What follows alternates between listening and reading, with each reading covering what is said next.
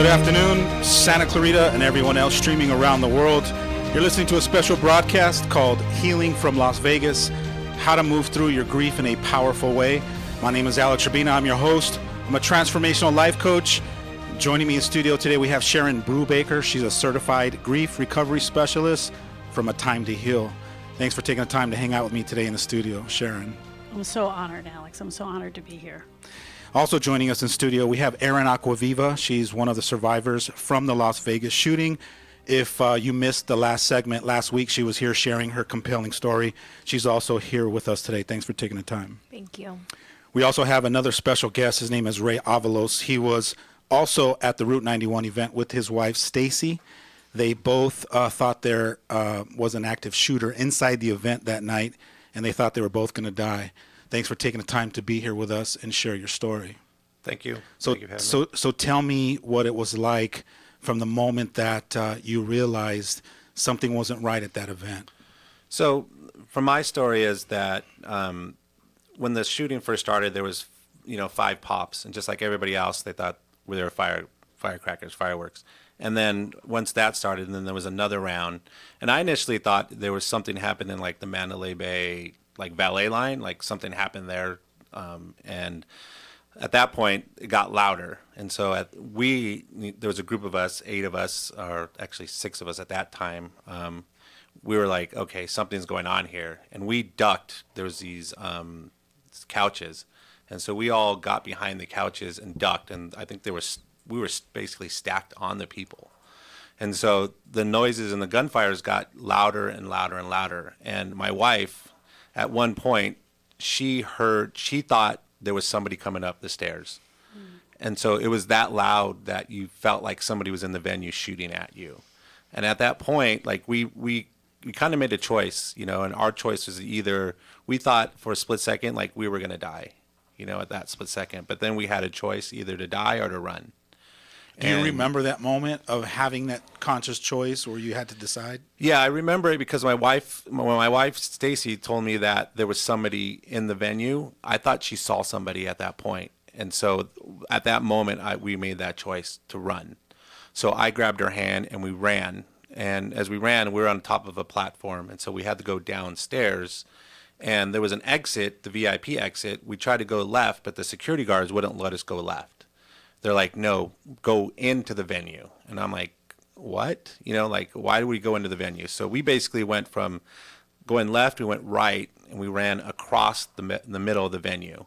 And that's when he started shooting there. So we're hear the gunshots, we're running, we're we don't know where to go, we don't know where there's a shooter. We run through the chair corral. As we're going through there, there were people on the ground, I stepped on people, my wife stepped on people, I didn't know if they were alive or if they were dead. I couldn't look down, I was just we need to get out of here. And at that point, I remember running by a lady who was frozen in time. I remember her face and she couldn't move, and I'm we're all yelling at her to run, run, run, run. And she stayed, and at one point I kind of turned around and I looked to see if she was still there, and she was still there. But I'm we got to get out of here, because we have 2 small kids, and that was our thought is we got to get home to our children, and so we ran, and then we got to a part where there was a barbecue, and earlier in the day there was a fence in front of the barbecue that had been knocked down. I saw one guy actually jump into the barbecue. It was on fire, of course, and nobody had a choice. They were just running, So he jumped in the barbecue and then got out of the barbecue, and I'm like, oh my God, what is going on here? And finally, once we ran through these gates, and then we finally got to an opening. I think we were either in gate 5 is I think where we finally exited. It was gate 5, and you can hear the gunfire in the background, and we're we didn't know what to think, because at that point there was 2 cops. I remember seeing 2 cops that came in with their assault rifles, and at that point we're okay, at least there's cops here. And then we just ran through the parking lot, and we ran across the street. We were staying at the MGM hotel, so we went to the MGM. We started walking up the valet line, and at that point, people started running out of the MGM saying there was a shooter in the MGM. So at that point, we're under attack. That was our whole thought. We're under attack. So we ran with a big group of us ran down the valet line, went to the back where there was the pool area, And there's this young kid who hopped the fence, opened the gate for us, and we went back into the pool area. So we're all trying to run into the hotel through the backside. And so when we finally got into the backside of the hotel, there was a restaurant. And once we got into the restaurant, more people started running in from out of the restaurant saying there was a shooter in the hotel. So here we are again thinking there's another shooter, and like we're experiencing this for our third time, thinking we're gonna get shot. You know, that was the whole thing. We're gonna get shot. And we finally, the security and the restaurant people were unbelievable. They're like, everybody come in here, relax. We're gonna be safe in here. And they showed us, hey, there's this door right here. Like nobody can get in. This is the only way you can get in or out. We're gonna be okay. And I think that at that point, we finally realized we were kind of safe, but we didn't know how safe we were, you know, because nobody knew what was going on. And, you know, trying to process it at that time, you know, my wife broke down, and I was in like a, you know, daze, like, what is going on here? Like, is this really happening? You know, like, you don't think that something like that is going to happen. But when it does, you're just like, you're trying to process it, you know? And so, you know, that's kind of what I kind of experienced. You know, Sharon, the first thing I think about when I hear the story is fight or flight mode. Yeah. Where they just decide in that moment that they're going to live, or they're going to find a place to live or hide or run. I just got to get to safety. Is that normally what happens when we're facing a tragedy like that? Absolutely, 100%. And then there's the second emotion that comes on top of it, which we just talked about. You have that fight or flight, self-preservation, right? I got to go. I have 2 children. I'm not going to die here. I got to get out of here. I've heard that story a lot. And then the guilt, they keep telling me I feel guilty. A lot of people keep sharing that with me. I feel guilty. I didn't stop. I didn't stop to help someone. And we know that the definition of guilt is with intent to deceive or do harm. So I want everyone who's listening to this show to know this. If you didn't have intent to deceive or do harm, it's not guilt that you own. Some people shared with me that I don't even know how to put on a Band-Aid. I wouldn't even know how to stop. Other people who knew some first aid didn't stop at all either. But guilt is not the emotion of what they're feeling, but it's an umbrella emotion. We put it on everything, right? So maybe we could search our hearts and come up with what it is we're really feeling. I feel really bad. I feel my heart is broken. I feel sad for the woman who was just staring and couldn't move and was frozen in time, and I couldn't help her. There was nothing I could do. I had to save my wife. And that is absolutely okay. That's where our heart is. It's broken about what we couldn't do. Yeah, and I think one of the other parts of the story is that my sister-in-law was with us. And so at one point, my wife stopped and said, we need to go back into the shooting because her sister was there. Mm-hmm. And so, you know, having to deal with us trying to get out, and then having to deal with having tried to think about going back to get her sister. And we were just caught in a mix that we couldn't get out of. We're like, what do we do? And I'm like, we have 2 small kids to get home to. You know, I feel bad that we had to leave her sister. You know, thank God she's okay. But still that part of you of like, you had to choose between yourself and your family. Right. And we chose, you know, I said, we got to go. You know, we got to go because of our kids. And your sister's going to be okay. Yeah. You know, quite often there are times when we come up against making a choice, and we have to get clear about where we choosing from. And for me, I'm choosing from a father. Yeah. I'm choosing from the responsibilities that I got to take care of and the things that I made commitments to. So I'm commitment driven and I'm vision driven, and so I might make a decision at that moment to go after what is really important and what really matters to me. And I'm not going to make myself feel bad because I made those choices. I might have to have somebody help me understand and see that perception. But as I get, you know, settled and centered and get myself out of the harm, and now I can make sense of it, hopefully I have somebody that can help me create these new empowering perspectives to hold on to, such that I don't carry around that grief and that guilt like a blanket and wear it and keep continuing to make myself feel guilty and keep swimming around in that forever. And letting it become the person who you are now. You know, how many people are out there, I'm the person that this happened too. I'm the person that I can be the person that I'm an aunt that had a nephew that died tragically, right? I could be that person. I could wear it every day, but we've got to figure our way out and through that grief for sure. And having someone guide us through that and complete the pain of what was left behind in Vegas. There was a lot of pain that happened there. The loss of security, the loss of trust. The numbness going on in our brain, trying to really figure this out. There's a lot that needs to be completed there. Not only that, Alex, we know for a fact that it will attach to other losses in our life, and it will bring that up as well. So my heart just goes out to everyone who was there. I can't even imagine, really, the pain and suffering that they're still going through. And a big one that you've brought up a lot is the loss of safety. Yeah. And it brought me back just to hear the term loss of safety. It brings me back to that decision that you made when the security guards told you to go right, when everything inside of you told you to go left. So, and I want to go back to that because when you painted that picture for me, I wanted to come back and interrupt you, but I didn't want to interrupt you because I wanted to tell your story. Had you have made that left, would you have made it out in a safe way? I think if we would have made that left, now that I've seen the videos, because the cops started coming up the boulevard, I think, at that point, and I think that's when he started shooting at the cops. So I don't know if we would have made it because he started shooting that direction.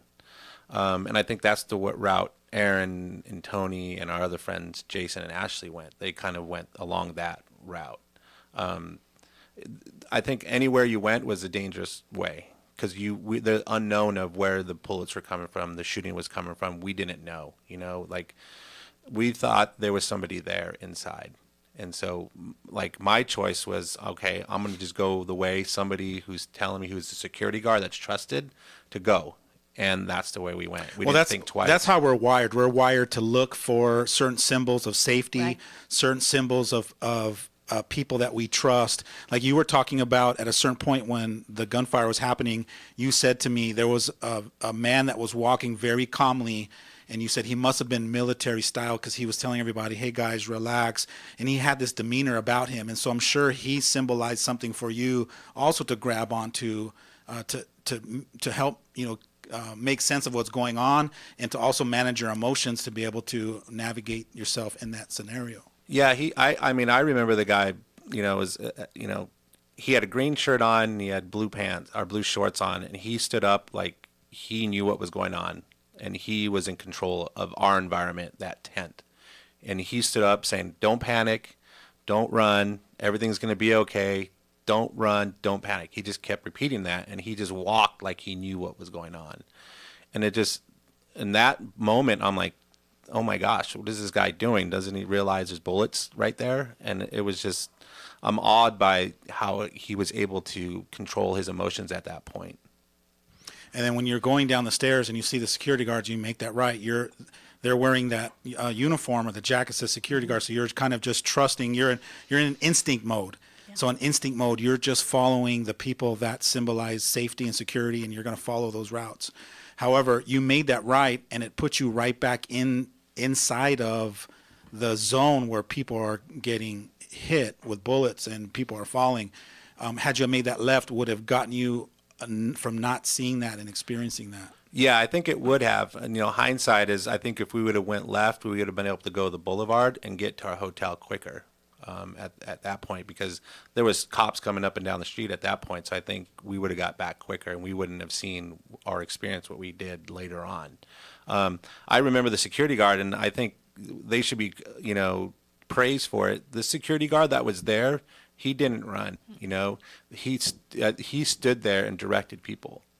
And and these guys aren't trained security. They're not police. They're not military. They're just normal human beings like you and I. And I'm amazed that they didn't run, and he had really the means to actually stay calm and tell people which way to go. And it's, my wife and I talked about that. We're like, it's unbelievable how calm they were. And like, we wanted to actually write to the venue and to the people and say, your security guards were unbelievable. That one in particular, because he kept us calm and he kept us going in a direction. It maybe not been the best direction, but at least he was calm and we trusted him to go that way. Wow. I would encourage you to write that, because I'm sure they're getting bombarded with lots of people writing in telling them what they did wrong rather than what they did right. And what I want to preface is that there was no right or wrong decision that you made coming down, whether you're listening, because in that mode, there is no right or wrong. It goes out the window. And for me, I'm a firm believer that all things happen for a reason. Right. And so it just rolled out the way it did, and that was your journey, and then you had your journey, and everyone kind of, you go into that instinctual moment of, I just got to get out of here. And your job is to literally just save your life. Yeah, your job is to literally just save your life, get back to your babies, and you did the right thing. You absolutely did. Your wife didn't come here today. I wish she would have been here. How are you guys both dealing with this? Earlier, you were kind of talking to me a little bit about experiencing like a roller coaster effect. What did you mean by that? What do you mean by if you feel like you're on a roller coaster? The only way I can describe it is, you go to Magic Mountain, there's a roller coaster. There's a start and a finish to the roller coaster. We're on one right now that has no finish. So you have your ups and your downs. You have your flashbacks or triggers that happen, and you're like, oh my God, this is happening again. And then you kind of get to a point where you're at the happy place again, and then you go back down. And it's just up and down on a daily basis. And people that have reached out to me and asked me how I'm doing, I'm like, it's a day-to-day, minute-by-minute kind of thing. And I know it's going to end eventually, but I don't know when it's going to end. And I am here right now, and that's the only thing I can deal with is what right now, and that's the best way I can describe it. Is that normal, Sharon? It's 100% normal. He's exactly where he should be, the griever, especially immediately after a loss.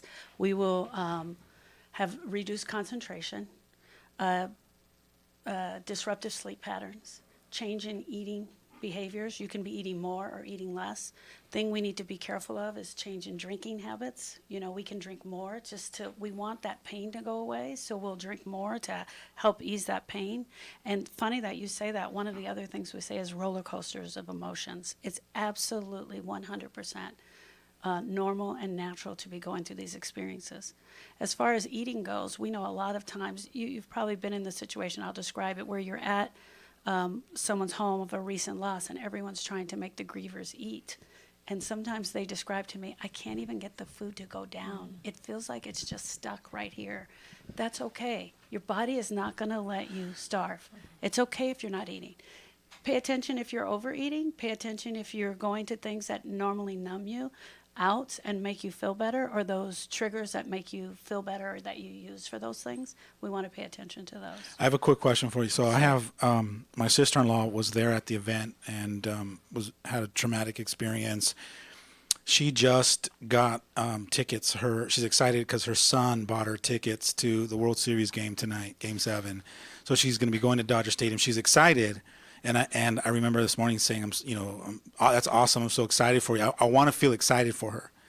However, my heart goes out to her because I don't want there to be triggers for her being in that kind of environment. And, so I want to send her a text saying, hey, go enjoy yourself, but also be aware. And I want to try to give her some encouraging words to, hey, if stuff does come up, it's okay to go to your car or, you know what I mean? Like, and I want to text my nephew to say, hey, look out for your mom and make sure that, just keep an eye on her and be aware that, this is, new for her. It's new territory to be at a big event like that, because I don't know if you guys have been back to some big events in the community or somewhere, and what does that feel like? I was fortunate enough to go to Game 2. So my wife and I went, and I just kept, my thing was just remember to breathe. When you get into situations, we got into a stairwell going into the game, and my wife almost had an anxiety attack because the crowds were like pushing each other, and we're going down these stairs, and I'm just reminded her just to breathe. Just breathe. That's all you can do is just breathe, and we'll get out of there, and which we got out as fast as we can out of the stairwell. And we just got up to where the crowds were even bigger, and I just held her hand and just said, just breathe, like we're going to be okay. This is a part of our healing and is a part of the process that we need to go through. I'm determined not to let this event change me forever. We're sports family. We're concert people. I'm a music person. I love, I just love life. And this one event, I'm not going to let it change who we are. And so for your sister, I would encourage her just to go But when you get there a little earlier, so there's not as big as crowds. And when you get there, just remember to breathe, because that's one of the hardest things I think we get caught up in, is we start hyperventilating, and you just got to take that moment and breathe. And that's one of the, techniques that I've been taught going to counseling is, teaching me how to breathe again. And so I, have to consciously think about it when just slow down and breathe. That sounds like an anxiety tool, right? If you're anxiety, you need a Lamaze partner right next to go, okay, focus on your breathing, focus, and you just focus on that person's voice. So your wife is so lucky to have you there to be able to walk her through that and be that voice of reason to just start breathing again and focus on that. I agree. You're so right on. I think your nature is, and your natural instincts are definitely taking over. But I would add 2 more parts to that. Is just like he said, is also to have a plan. Go there with a plan. Set yourself up to win. Have a plan. So if you're in a situation that doesn't feel good, you might even have a code word, fried chicken. You might just, because that's all you can get out. You say that code word, then the other person knows, okay, we're sitting right here. We're going to go back to our car. We're going to sit at our car. I'm going to have water with me. Whatever your plan is to get through, make sure you have a plan ahead of time. And the second thing is, so important, is to lean into it, go with it. Lean into the fear, lean into the anxiety, so go with it. If you try to push against it, it's going to be a little bit harder. Mm-hmm. So if I'm pushing against this and I'm not going that way because it's harder, but if you lean into it a little bit, just set yourself forward and breathe. You're still going through it, but it's just a little bit easier. It's like riding that roller coaster out if you loosen the hands up a little bit.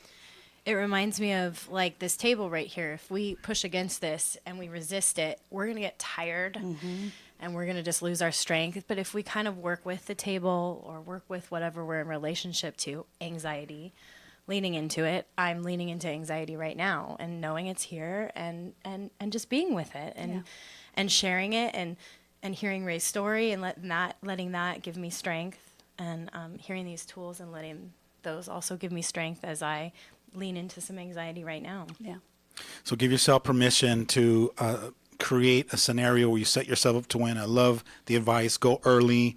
Be a little bit aware of, okay, what are my exits if something does happen? So just kind of prepare yourself and then create yourself a keyword. You said fried chicken. They don't have fried chicken at Dodger Stadium, so that's a great word, because if you use Dodger Dog, you would probably confuse the person. But fried chicken sounds like a good keyword. We're going to have to take a break. Stay tuned for more of the special broadcast called Healing from Las Vegas, right here in your hometown station, KHTS. I just want to send a shout out to all my customers. It's Dave Reeves from Reeves Complete Auto Center in Canyon Country. Reeves, Santa Clarita's choice for quality customer and automotive care. I've been in automotive service my whole life. I learned customer service and honest communication make the difference. Reeves, where customers matter. I really appreciate your business and hope to serve you in the future. Thank you very much. Reeves, on Ruther in Canyon Country. Remember when Mom would bake cookies and you'd sneak some raw cookie dough? Raw cookie dough is the best. And now you can get safe-to-eat raw cookie dough at Delicious Sweets and Treats at the Westfield Town Center Mall. Delicious Sweets and Treats raw cookie dough comes in several flavors like birthday cake, sugar cookie, unicorn, and everyone's favorite, chocolate chip. Not into the raw stuff? No worries. You can also get freshly baked cookies or buy the dough to bake yourself. Delicious Sweets and Treats near JCPenney's in the mall. There are fun kids events at the Church on the Way Santa Clarita. 2 to 5-year-olds meet at the Arc Room on Fridays for toddler exercise time. New moms come to the Church on the Way Santa Clarita on Tuesdays for a new, free Moms Fellowship. Support, friendship, and social events for moms and their babies. Visit tcotwsc.org for these and other exciting events at the Church on the Way Santa Clarita on Cinema Drive, or call 291-6000. La Esmeralda is home to truly authentic Mexican food. This family-owned restaurant prides itself on its fresh-to-order menu. Even the tortillas are made in-house. If you have a taste for sizzling fajitas, menudo, flautas, or ceviche, you have to try La Esmeralda's Mexican and seafood restaurant. Dine in or order out for the most authentic Mexican food Santa Clarita has to offer. Their Taco Tuesday? It'll turn you into a regular. La Esmeralda on Bouquet at Haskell. KHTS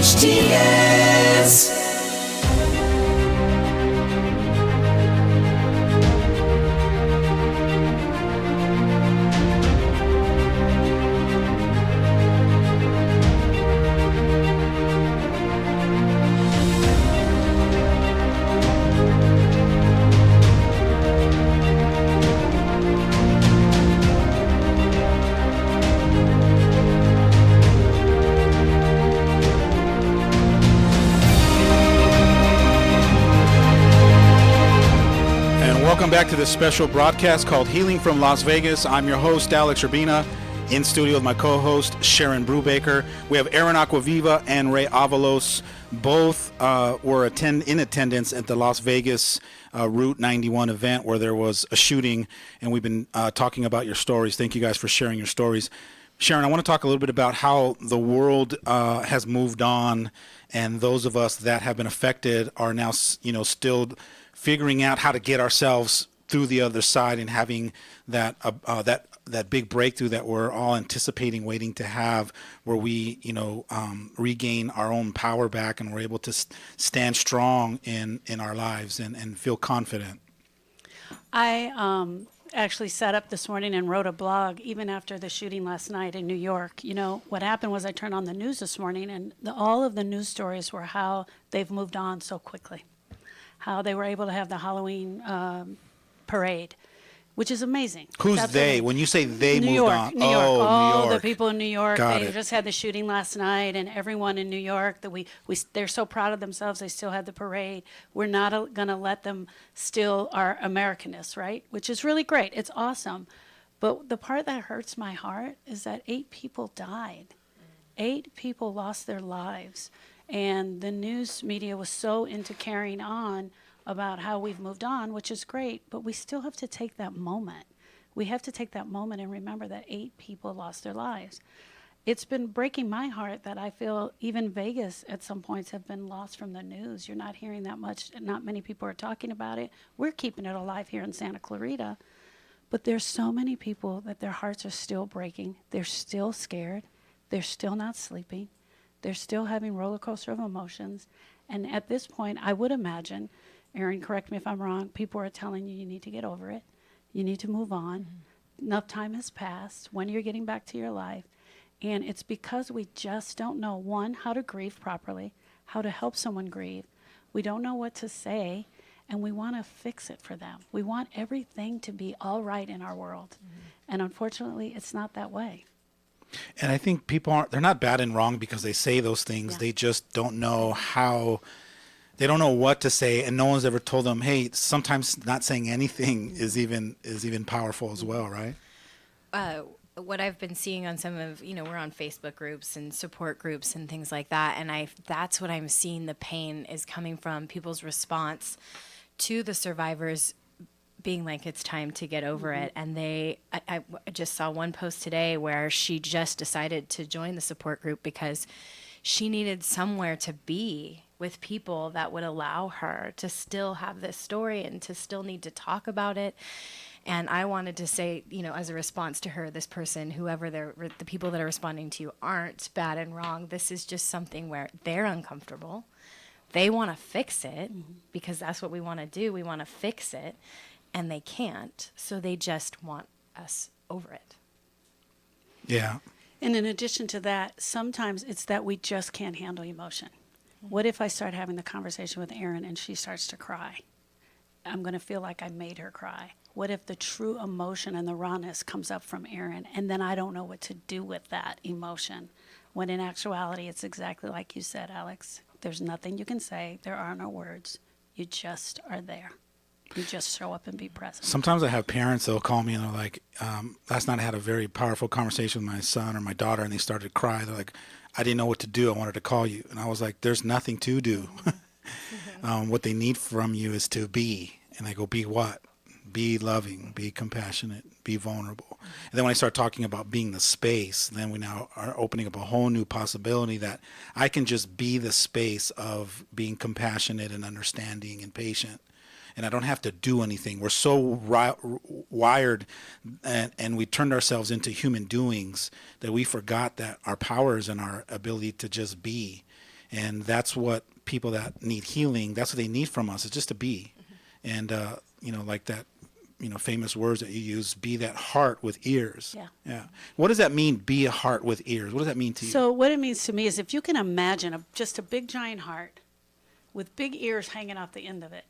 That's literally the picture that I have in my office. That's what you're going to be, the listening partner.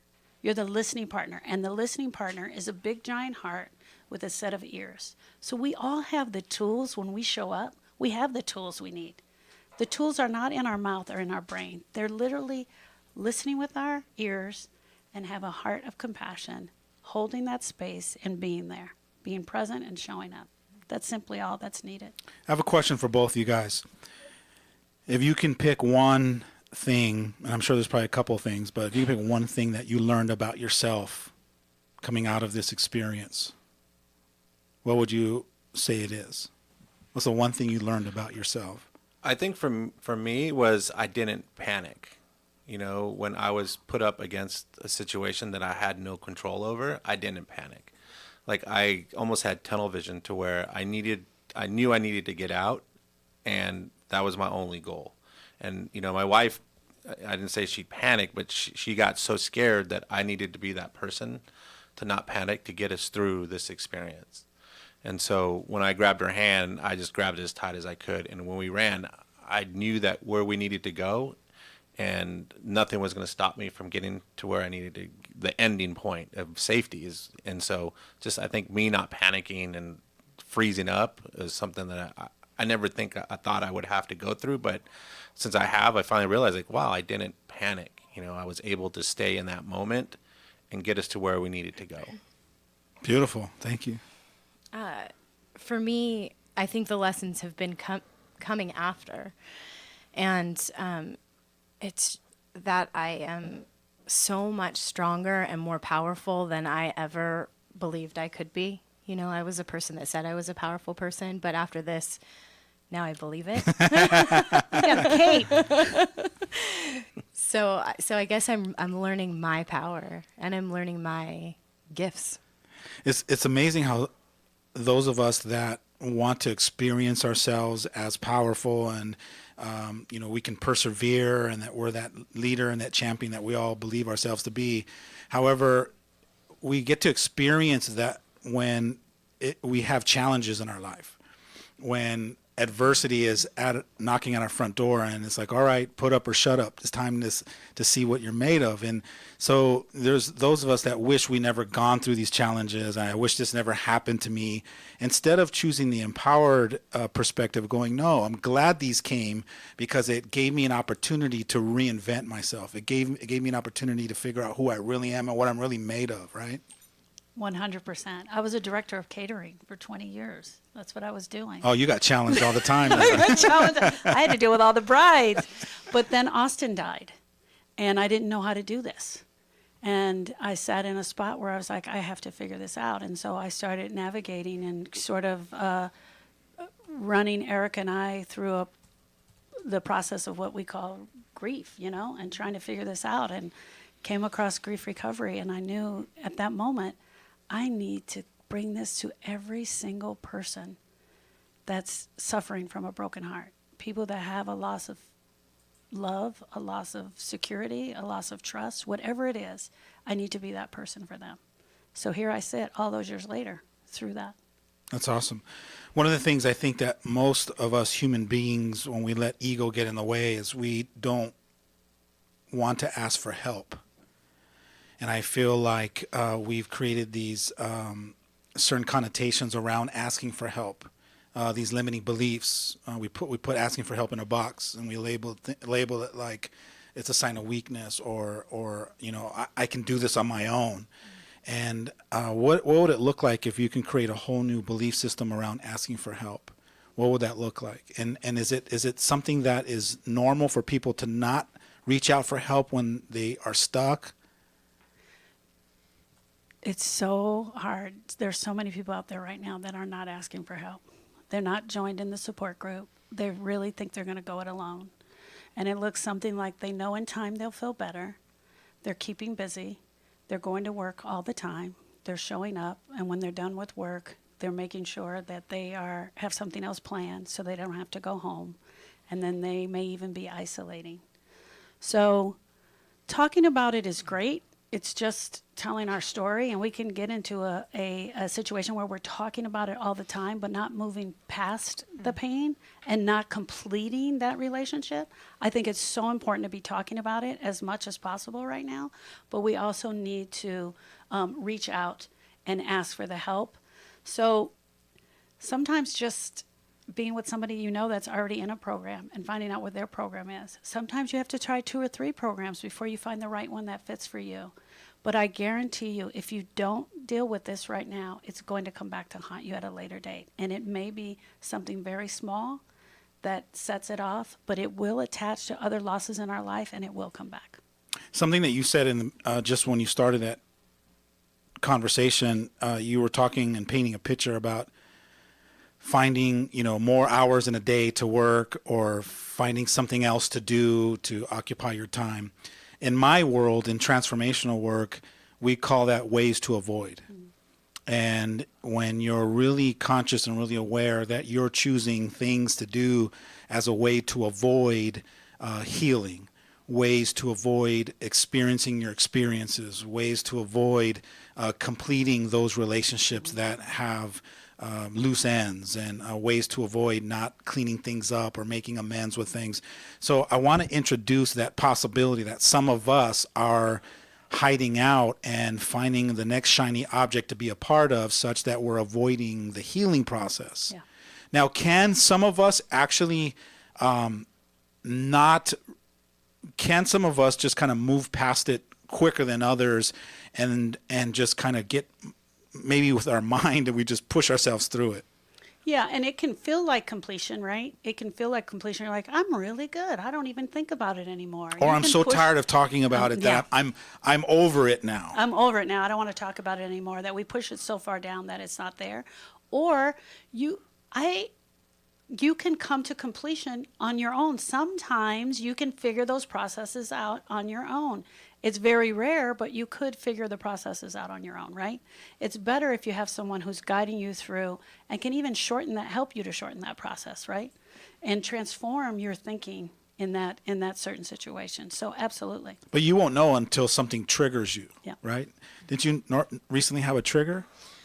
So I haven't had any real triggers aside from this one that I'm about to explain. So I thought maybe I won't have any triggers. You thought you were triggerless. I thought it was that powerful that I just wasn't gonna have any triggers. Yeah, that cape. Well, you were dragging that cape with you. Dang, maybe I needed to have that trigger to bring me down a little bit. So there was some kind of domestic dispute outside our house that woke me up out of my sleep, and I heard yelling and a loud bang. And I was sleeping, so I grabbed my phone and immediately texted Tony, my husband, who's downstairs, and I said, "Did you hear that? What happened?" And I'm thinking, like, I'm half asleep. I'm not making sense of this. And he said, I called 911. And I immediately was back in, it wasn't anxiety. This was, like, out of my body. I was fight or flight again. I was shaking. I could feel the adrenaline pumping through me, like, my life is in danger right now. I'm checking on my kids. I went into both of their bedrooms. I'm thinking if just the silliest things, like if a gunshot comes through my daughter's window right now because her window faces the street, I'm going to jump on top of her. I mean, I stared at her for I don't even know how long. I'm up and down the stairs. I'm down telling Tony, like, what do we do? Can we call the police station? The cops aren't here yet. Do we go back upstairs? I don't know what to do. And he tried to hug me, and I couldn't even do that at that time. This is not I was in fight or flight. I was not in it. Let's sit still. So I was all over the place, which brought me right back there. And this week has been a little more shaken because of it. So her roller coaster was, you were on a straight high, and then all of a sudden you took another dip. Just a dive. Yeah. Mm-hmm. Did you talk with your husband? Were you expressing what you were feeling and what you were going through, or were you just going through it by yourself? Oh yeah, definitely. We both were talking about it and talked about it that night, and he was experiencing the same thing. We both had a hard time coming off of it and going to sleep, and then still the next day talking about it. Sharing with people that I had a trigger, and that's been what has worked really well for me in my experience, is just to keep talking about it and allow myself to be emotional if I need to be emotional, or be shaky if I need to be shaky, or what and not care if it's making somebody else uncomfortable. Absolutely, 100%. So she has she's lucky enough, just like raised lucky enough to be in a partnership with two people that are there for each other, and they're walking each other through that process. They're being the heart with ears and allowing themselves to kind of vent it out.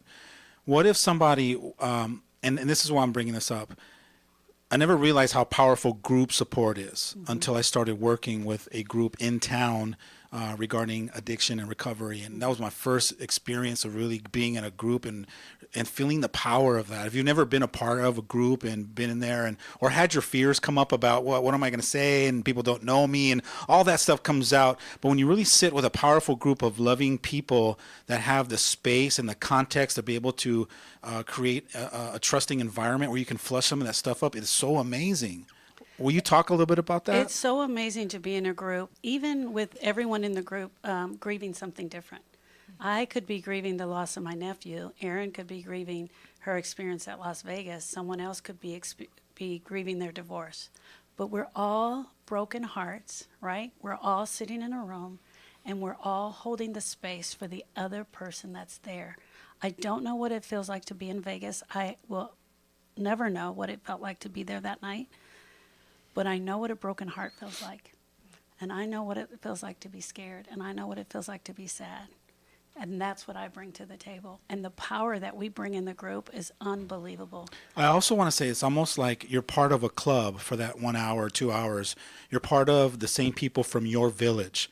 It's like, whether it was, all of us that were there in Vegas. I don't know what it's like. Have any of you guys have been back together with a group of people all from the Las Vegas shooting? Have you guys all been, where you guys are hearing each other's story, and is that therapeutic as well? Yeah, we actually were at the Route 66 fundraiser this past Saturday, and it was the first time that Erin, her husband, another couple, Jason and Ashley, were with us, and my sister-in-law was with us. So the 7 of us was the first time we were actually back together for the first time since Vegas.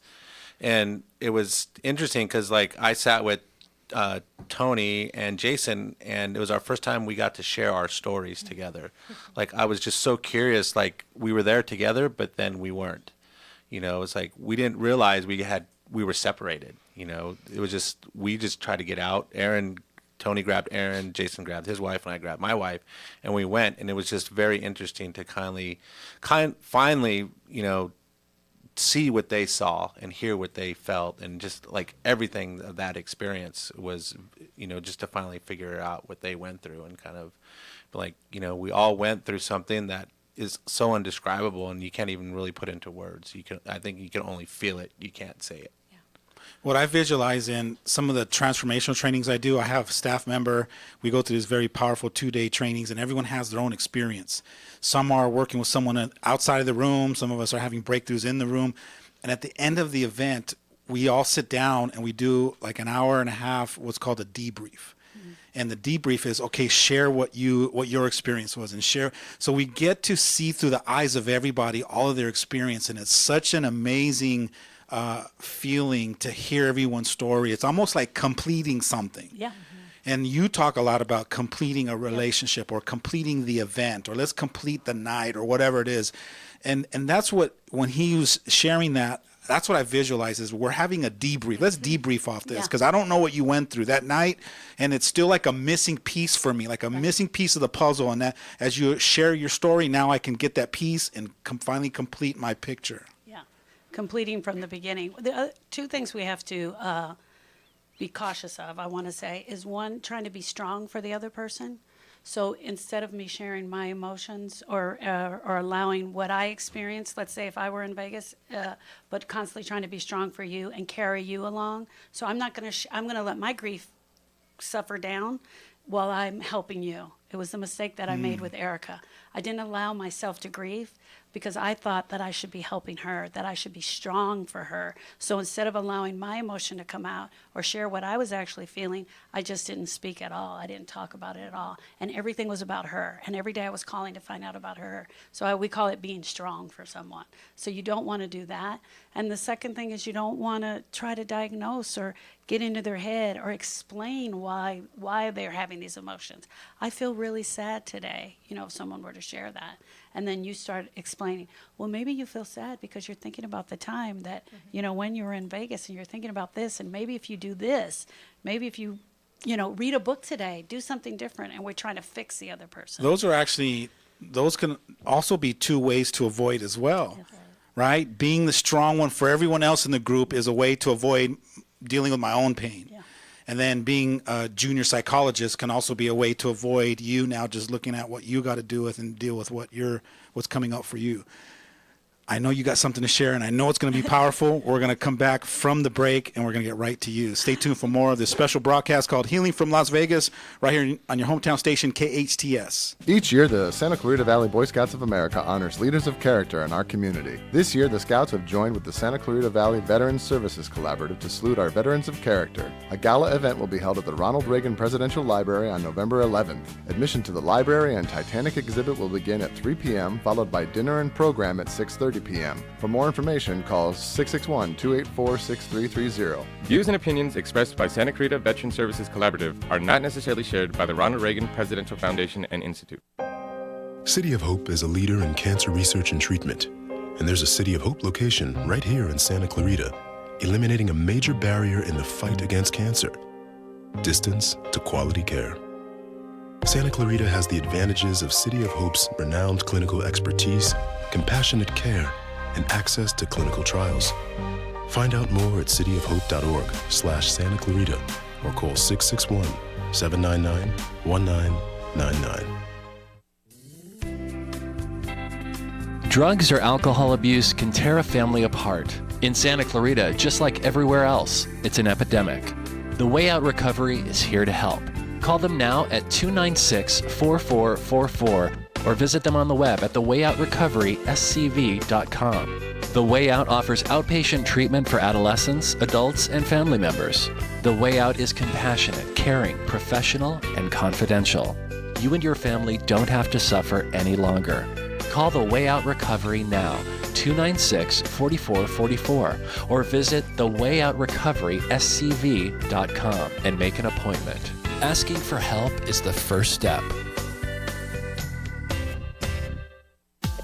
Little Eye Leaders is the newest preschool in the Santa Clarita Valley. At Little Eye Leaders, our outstanding teachers lead with intellect, perspective, and heart. That means our programs provide a warm, nurturing atmosphere to meet the unique needs of each child. We believe that play is a powerful form of learning for young children. That's why our kids have every opportunity to learn through the magic and excitement of play. Parents, schedule a tour today by calling 303-0400 or online at littleeyeleaders.org. Hometown. They're amazing, and every single one of their songs is amazing, except for like one. Your hometown station.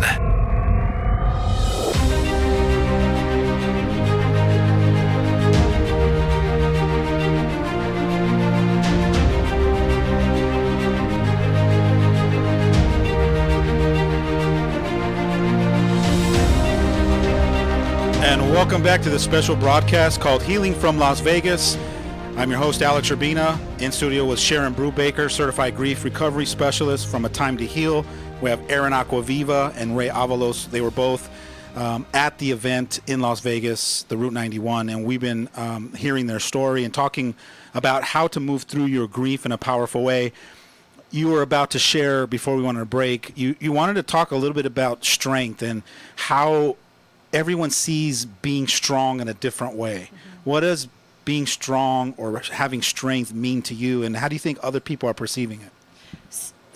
So for me, being strong, I'll just give an example. I've had a few situations where I'm in a deep conversation with people, and they're sharing with me about their life outside of this event, and they start crying and say, "I'm sorry, I'm going to cry," and don't be sorry. I might cry right with you. That's my response, and usually I will. But I think we see strength as I need to have no emotion right now, or some people, I need to compose myself. I need to compose myself. I need to hold it together because this person needs me to do that, and that's what strength is. When I've found that if I allow myself to be there with them, like really be there in that moment, to the point where it's moved me to tears, it just opens that space for them to complete whatever it is that they're trying to complete at that moment in time when they're sharing with me. Mm-hmm. I agree. For me, strength is vulnerability. I didn't realize that until my early 20s, and it actually came in a training room where I stood up and my knee was shaking and I wanted to share and my voice was cracking, and it was like my ego voice in my head was saying, don't do it, don't do it.